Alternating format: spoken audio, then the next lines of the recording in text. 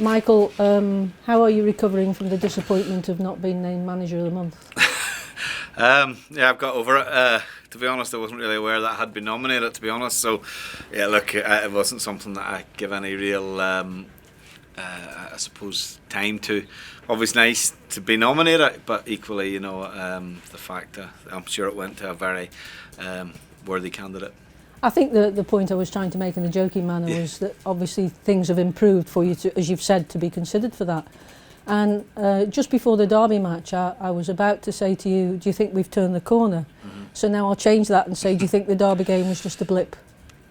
Well, we have to ensure that it is. That's time will tell on that. But yeah, I think if you look at our form, certainly over the last period, I think it's been consistent with the better teams in the league. That's where we're aiming to be. But equally, I think the key to the nature of this league, and we see with results every week that teams possibly who are not expected to beat other teams do so, and so what we have to make sure is that we don't get into a little slump where suddenly one defeat leads to another and leads to another, and that's I think the most important thing in the championship is that you don't let you don't get into that type of scenario where it affects confidence, affects morale, and suddenly then each game becomes a little bit more difficult. So we have the chance, obviously, with the game tomorrow, to put last week behind us. I did think the game was 4-0 was a little bit harsh on us given the nature of the game, but equally, we have the Derby showed their quality at the key moments in the game as well. But the boys have been good. They've trained well this week, and we obviously aim to put things right tomorrow. You said straight after the game, that there were lots of things you weren't happy with. Yeah, you did agree that it wasn't a 4-goal beating game. Yeah. Have you been happy with the way the players have responded to those things you felt were wrong last week? Yeah, this is a good group. The players are very responsive. They obviously want to do well. A lot of them haven't been at the club that long either, so they're here. They want to from a selfish point of view, they want to do well, but equally they want the club to progress as well. For a lot of the players, I think this is coming to Stoke has been a big move in their career as well, and equally so in that scenario it is important for the player that it's a positive experience. So as I say, as a group to work with, they're no problem at all. We are well aware of the areas that I think we were short in the game against Derby. We felt at times we were a little bit off the pace of the game. The natures of the goals were certainly preventable. You always look at the opposition goals and feel they're preventable, but certainly I think at times maybe we made a few poor decisions defensively as well. And this week the key was to make sure that the training was upbeat, that the players had moved on from that, and get them in the right frame of mind to obviously play tomorrow. We were at one point 7 points away from the problem, and now we're just 2 points away. That probably affects fans more than it does players, because you'll obviously be looking, well, I'd like to think you'd be looking up the table rather than down. But the fact that the three of the next 4 games are at home should be a bonus to us, shouldn't it? Yeah, hopefully that's the case. We have, I think, since coming in, we've had 1 defeat here against Blackburn, so the home form has been good, which is positive. I think that. It's very important that there's that positivity, as we spoke about, between the fans and the team, and the team have to generate that in terms of their performances and the type of the intensity of their play, the work rate in the team as well, and the fans will obviously respond to that. So it's a two-way thing. But equally, as I say, we're pleased with the home form. Disappointed to lose. The game we did lose was right at the end in trying to win the game as well. We went all out to try and win that game. So yeah, the 3 games being at home gives us an opportunity to try and put like a nice, to start another little consistent run of form, and that's what we have to aim to do. I think the gap closing between the 7 points and the 2 points, as you rightly say, combination of 2 things. In that period we've only lost 1 game, and I think it's Wigan have obviously had 2 very positive results, beating Sheffield Wednesday, and then I think obviously winning away at Leeds. So again, that shows you the nature of the league and I suppose what it tells me is that you can't really rely on anyone else. You have to focus on yourself, and we have to just be mindful that it's down to ourselves to get ourselves out of this situation. And whilst you're always keeping an eye on results elsewhere, the most important thing is to take care of obviously the next game. And as I say, that's Charlton tomorrow. Yeah, because obviously it's in our own hands if we continue to win. But I know you always say you can't comment on things that have happened before, but the fans will be mindful that when we played at Charlton earlier in the season, we were by far the better team for the most part, and then they had 3 shots and scored 3 goals. Yeah. So you'll know how good the team is and what strengths and weaknesses they have, but they'll have maybe a couple of new players that won't have worked in the team for them before. What do you know about Charlton? Well, I saw them, actually. I had the chance to see them live, which is not that common, obviously. When we played West Bromwich Albion on the Monday night, I was able to go and see Preston play or Charlton play rather, at Preston on the Saturday.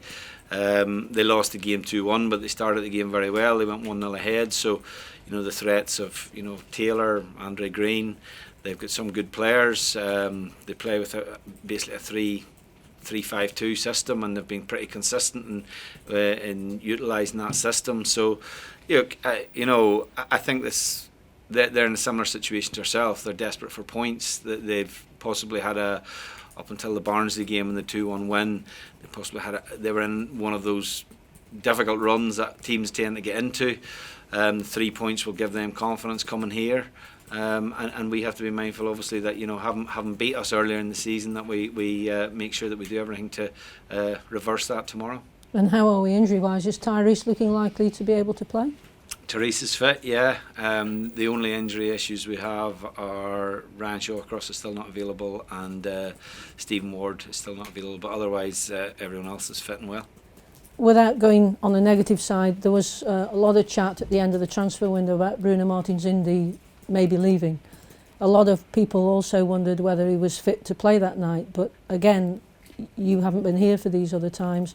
Bruno's always come across, even when there's been talk about him leaving, as being very professional on the pitch. Is he available for selection? Yeah, Bruno's fine. There was the possibility of him leaving before the window. It didn't come to fruition. It wasn't right for the club, and it wasn't right for Bruno. So that was the most important thing. I think it was a very difficult scenario for everyone, because to have to play a game when the transfer window was closing on the same day made life very difficult.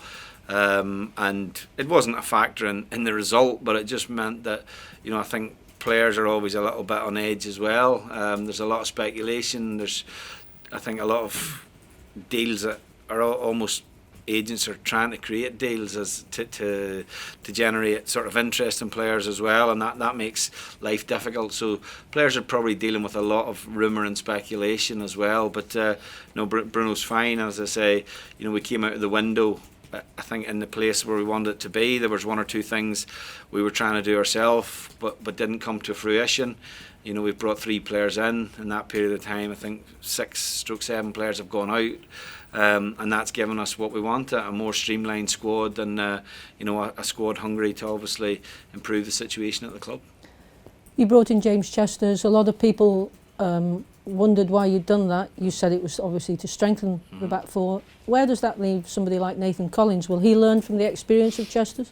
Yeah, I think so. And obviously, we've had 3 centre backs, and Nathan's a very young player. There's not many centre backs playing at this level at his age, if any.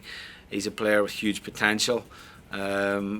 He's been around the first team quite a bit, obviously in the 18 on a consistent basis as well. He's come off the bench in certain games. But I think with Ryan's situation as well, and it was important to get an experienced player in as well, and one that has played not only in the Premier League for the majority of his career, but equally has played at the top end of the Championship and for a big club as well. And the biggest thing for me was having met James, that he was so keen to come, and that was a big factor in it. It's a club that he would like to play for. He saw this as even though it's on a short-term basis, as the next step of his career, and something that could obviously develop into a permanent situation as well. And he's settled in extremely well. I think all of the centre backs will benefit from playing, and training alongside James, given the experience he has, and obviously given the quality that he has as well. And on the other side of the coin, you brought in a very young player in Tashan, who will probably, you'll hope, get into the squad. What have you found about him this week? He's fitted in very well. I think he's demonstrated it already. It's pretty evident the quality that he has. You're right, when you take players from big clubs and Premier League clubs, there is I suppose a period of adjustment for those players, adapting to the training. The style of football is different from under 23 football at Premier League level. But again, like Tashan had the option to stay at Tottenham long term. There was a long term contract on the table for him there. But he saw this as the next step of his career, so we're very pleased to get him. There was a lot of interest in him, and we believe that he's a player that, it's not a case of throwing him straight in, but we do believe that Tashan can certainly affect the team going forward.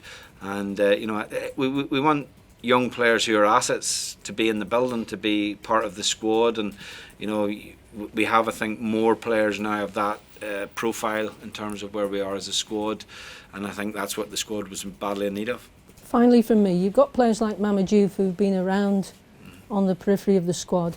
It's quite obvious that we lack pace at certain times, and you play your preferred role. How far away is he from maybe getting in the first team, and how difficult is it for you to motivate him? Because he seems like, again, a model pro.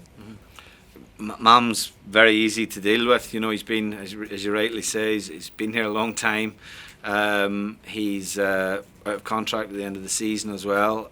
And I suppose it's just a case of, who's ahead of him. And I think Tyrese coming in and doing what Tyrese has done has possibly made it a little bit more difficult for all of the strikers, because he's had a real impact since he came into the team. But Mam's easy to manage, easy to deal with. He trains with the squad on a daily basis. And like I suppose all the players, it's how they train and how they perform. Gives me something to think about. What I have been pleased with Mam is, he wanted to play in the 23s, for example, on Monday night. That was his decision. He wanted a game under his belt. So, as I say, delighted with his attitude. He's an excellent professional, and he's very much part of the squad. Thank you. Tomorrow you'll have been in the job 3 months to the day, with a punishing 16 games in that period. Has it been as punishing as it sounds? Yeah, definitely has. It certainly feels like that. Yeah, look, it's been challenging, because in that period of time as well, you're dealing with the transfer windows we spoke about. You're dealing with a big squad of players, quite a number of players who were unhappy at the club and saw their future elsewhere. And whilst dealing with all of that, you're trying to prepare for games, and on many occasions, those games are coming every 3-4 days, so that makes it difficult. It would be nice just to be able to concentrate on the preparation of the team, but equally we've not had that time because of the number of games to really have a long period of preparation with the team that you would get obviously in a pre-season, and work with the players on that basis. We've had to learn about the squad that we inherited whilst trying to prepare for games, and that's difficult. It's difficult for the players as well, because it's more difficult probably for the players who are out of the team, because they want the opportunity to play, but equally as the games come round, and we tried to get consistency into the team in terms of selection, consistency into the team in terms of the system that we played as well. So it has been very challenging, but I think the players should be commended. They've been good to work with. I think we've certainly seen an improvement in results in that period of time, but equally we know that we're still a long way from that comfort level that we know that in terms of making sure that we stay in this division, and that has obviously been the priority since day one, and remains the priority now. You said before the transfer window and during the transfer window that you really didn't want to just sign squad players. You wanted to sign players who were going to be starting in the starting 11. How soon will that be for these new players? I think ideally, yes, you would like to sign players that would improve your team, but you have to be able to sign them first, and that's a big challenge in this window. And some of the players that we tried to sign, we weren't successful with that on a loan basis. The players made or chose other options that were available to them. So yeah, look, the important thing for me was to get the right type of player in the club, and what we did feel with the players that we brought in would be they were suitable replacements for the players that were leaving. For example, we've brought 2 young midfield players in, but 3 midfield players have left. 3 midfield players who made it quite clear that they didn't see their future at this club, and it cost the club quite a lot of money in terms of what we acquired them for, and obviously in terms of salary as well. So it was important that we had to do things that improved the squad as well. Ideally you would love to be able to sign 3 players that would come straight into your team, but I don't think there's many clubs that will do that, and the players, as I say, that we possibly felt could do that made other options. But the most important thing is that we have competition for places within the squad. Believe that Jordan's very close to being ready to play. Tashan will be a little bit longer, and James is ready to play now. You know, there's no questions about that. So are we a stronger team as a result of the players we brought in? I think we are, and we are because as a whole the squad is more streamlined, and it is a much I think happier squad to work with. Thanks. Thank you. All right, thank you.